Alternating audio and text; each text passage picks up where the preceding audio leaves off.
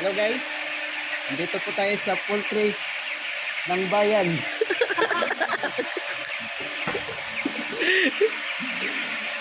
Magtatanong tayo kung paano pag-proseso ng Sisiyo. manok dito.